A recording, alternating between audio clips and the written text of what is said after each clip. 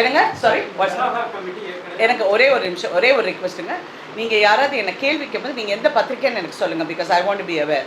சொல்லுங்கள். நீங்கள் மாலைமர்ஸ் சொல்லுங்கள்.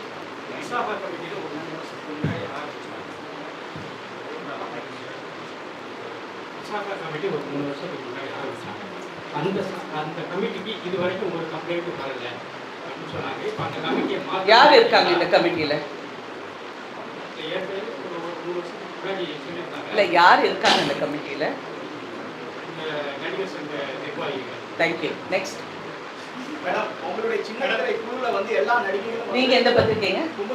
சரி சொல்லுங்க.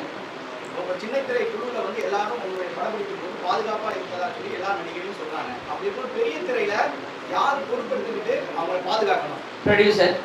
அது ப்ரொடக்ஷன் தமிழ் சினிமால பண்றாங்களா? இப்போ இருக்கிற காலகட்டம் வந்து நான் இப்போ எல்லா ஹீரோஸ் கூடயும் நடிச்சிருக்கேன், எல்லா புது ஹீரோஸ் கூடயும் நடிச்சிருக்கேன், புது டைரக்டர்ஸ் கூட நடிச்சிருக்கேன்.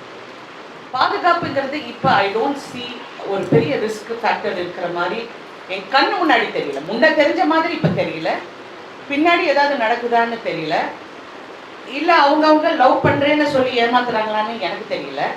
ஏன்னா இது வேற மாடல் இப்போ. சரிங்களா? அதனால எனக்கு அது அவ்வளோ என் கண்ணுக்கு வரல. பாதுகாப்பு கொடுக்க வேண்டியது இந்த மாதிரி அடுத்த ஆர்டிஸ்ட்டுங்களுக்கு, செகண்ட் கிரேட் ஆர்டிஸ்ட்டுக்கு. அது கிரேடுன்னு சொன்னால் இன்னொரு கேரக்டர் பண்ணுறவங்க. இப்போ ஹீரோயின்னா எல்லாரும் விழுந்தடிச்சு எங்களை கவனிப்பாங்க. அடுத்த கேரக்டர் ஆர்டிஸ்ட்னா அவங்கள வந்து பாதுகாக்க வேண்டியது ப்ரொடியூசர். இது நான் ப்ரொடியூசர் கவுன்சிலே சொல்லியிருக்கேன்.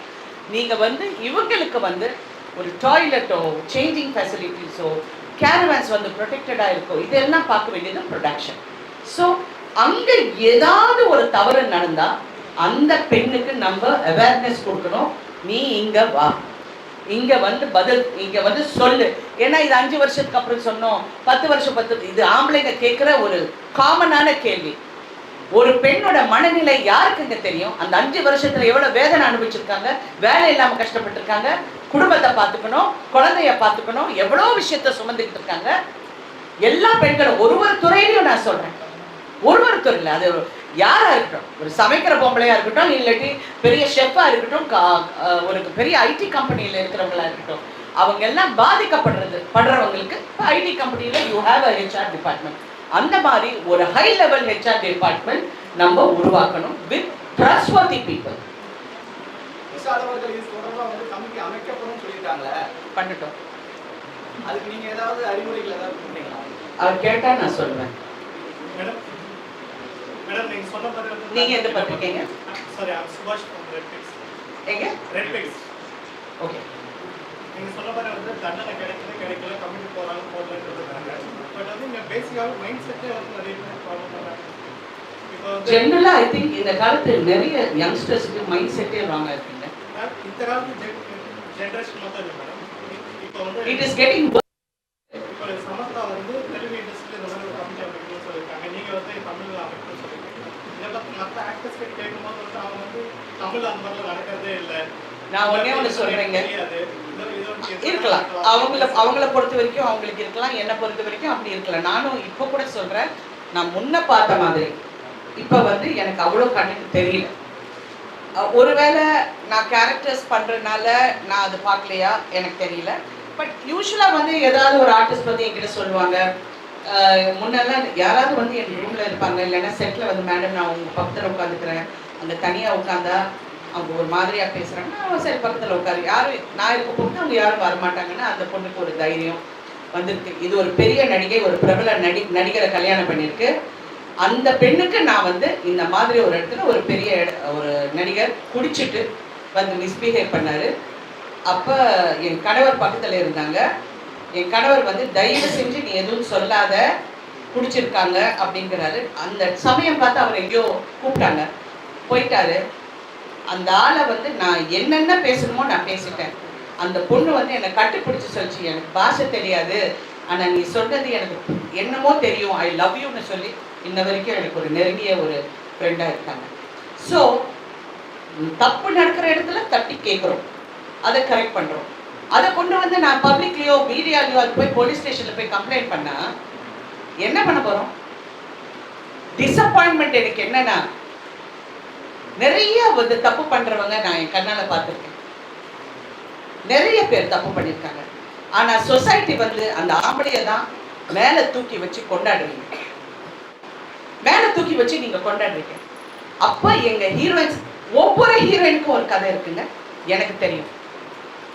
அந்த ஹீரோயின்ஸ் எல்லாம் என் பக்கத்துல உட்காந்துட்டு நாங்க இப்படியே உட்கார்ந்துட்டு இருக்கோம். நாங்க எனக்கு அதுதான் எனக்கு ஃபெயிலியரா தெரியும். இந்த பக்கம் பார்த்தா சுனிதா வில்லியம்ஸ் அங்க இங்க ஸ்பேஸ்ல உட்கார்ந்துருக்காங்க. இந்த பக்கம் பார்த்தா ஒரு கமலா ஹாரிஸ் வந்து பிரசிடென்ட்டுக்கு ரன் பண்றாங்க. நாங்க இன்னும் இந்த மாதிரி கேவலமான விஷயத்தை பேசிக்கிட்டு இருக்கோம். I think that is a failure in society and for women. Rajinikanth வந்து இந்த ஹேமா கமிட்டி விஷயத்தை பத்தி கேட்கும்போது தெரியலங்க அப்படின்ற மாதிரி ஒரு வார்த்தை தெரியலன்னா அவருக்கு தெரியலதான், அவர் தெரிஞ்சா அவர் சொல்லுவார். முன்னாடி நடிகர்கள் திட்டமிட்டு அதை தவிர்க்கிறாங்க. சார் நான் உடனே இதுலயும் ஒரே ஒரு விஷயம் நான் சொல்ல ஆசைப்படுறேன். உங்களுடைய மௌனம் தப்பாக தெரியும். உங்களுடைய மௌனம், நீங்க வந்து இது எதுக்கு சொல்லணும், இது சொன்னா இது நான் என்ன பதில் சொல்லணும், ஒன்றும் சொல்ல வேண்டாம். நான் இந்த பெண்களுக்கு பாதுகாப்பு கொடுக்கறதுக்காக எல்லாரோடையும் உட்கார்ந்து நான் சரியாக செயல்படுவேன். ஒரு வார்த்தை சொன்னா அந்த பாதிக்கப்பட்ட பெண்களுக்கு வந்து ஒரு சகோதரியா இருக்கலாங்க, தெரியாத மூஞ்சியா இருக்கலாம், but she is a woman. உங்க ஃப்ரெட்டர்னிட்டியில இருக்கிற பெண். அவங்க பெரிய நடிகைகள்ல யார் யார் பாதிக்கப்பட்டிருக்காங்கன்னா ஒவ்வொரு கதாநாயகனுக்கு தெரியும், ஒவ்வொரு ஆர்டிஸ்டுக்கும் தெரியும், ஒவ்வொரு டைரக்டருக்கு தெரியும். தெரியலன்னு இல்லை, அவங்க வந்து ஒரு வார்த்தை அந்த பெண் பாதிக்கப்பட்ட பெண்ணுக்கு சொன்னா உண்மையிலே சந்தோஷமாக இருக்கும். நான் இது என் கணவரிடம் சொன்னேன். அவர் அஃப்கோர்ஸ் அது பாலிட்டிக்கலா அவர் எப்படி அது என்ன கரெக்ஷன் கொடுக்க முடியுங்கிறது அவர் ஒர்க் பண்ணிட்டு இருக்காரு. ஏன்னா அவர் நடிகர் சங்கத்தில் அவர் மெம்பர் கிடையாது, தூக்கி போட்டாச்சு. அவர் அது இன்னும் அவங்களால அதை ரீஇன்ஸ்டேட் பண்ண தெரியலன்னு சொன்னேன். ஓகே, ஐ டிட் சே பண்ணல, தெரியலன்னு சொன்னேன். ஸோ பேசிக்கலி இந்த மாதிரி எல்லாரும் குரல் கொடுத்தா நீங்க வந்து பப்ளிக்ல கொடுக்க வேண்டாம். உங்களுக்கு பப்ளிக்ல பேச பிடிக்கல, ஏன்னா இந்த மாதிரி மீடியாவில் பேசினா I think lot of people கொஞ்சம் அன்கம்ஃபர்டபுளா இருக்காங்க. என்ன உடனே மிஸ்கன்ஸ்ட்ரூட் பண்றாங்க. நீங்க என்ன ஹெட்லைன் போடுவீங்க, நானும் இதெல்லாம் பார்க்கறதே இல்லை. பார்த்தா ராதிகா பேட்டரை விட்டீங்க, ராதிகா விஷாலுக்கு சவால் விட்டார், செருப்பால அடிக்க. இது என்ன, இது ஹுக்கு ஒன்று போட்டு நாங்க போடாத ஹுக்கா டான்ஸா? என்ன ஹுக்கு? நான் கேட்கறது வந்து கிரக்ஸ் ஆஃப் த மேட்டர். இன்னைக்கு என்ன, யூ ஆல் ஹேவ் சிஸ்டர்ஸ். உங்க எல்லாருக்கும் அம்மா இருக்காங்க, தங்கச்சி இருக்காங்க, மனைவி இருக்காங்க. Please understand. என்னுடைய பர்சனல் லைஃபோ இல்லாட்டி இன்னொரு நடிகையோட பர்சனல் லைஃப், அவ கிடக்குறா, அவ நிர்வாணமா நடிச்சா, அவ யாருங்க எங்கெல்லாம்? What is this rubbish? இது வந்து why don't you stand up? நீங்க நில்லுங்க. எங்களுக்கு நீங்க as a fourth estate you all should stand up for us. தப்புங்க, ஒரு பெண்ணை பத்தி இப்படி பேசுறது தப்பு. ஏன்னா நியூஸ் இஸ் டிஃபரெண்ட். நீங்க fourth estate, நீங்க வந்து ஒரு நியூஸை வந்து சொல்றீங்க, தவறா சொல்ல போகும்போது எங்களுக்காக நீங்களும் குரல் கொடுங்களேன், சொசைட்டியை மாத்துங்க. யா சாரி, நான் ரொம்ப ஏதோ கிளாஸ் எடுக்கிற மாதிரி இருக்கேன். சொல்லுங்க.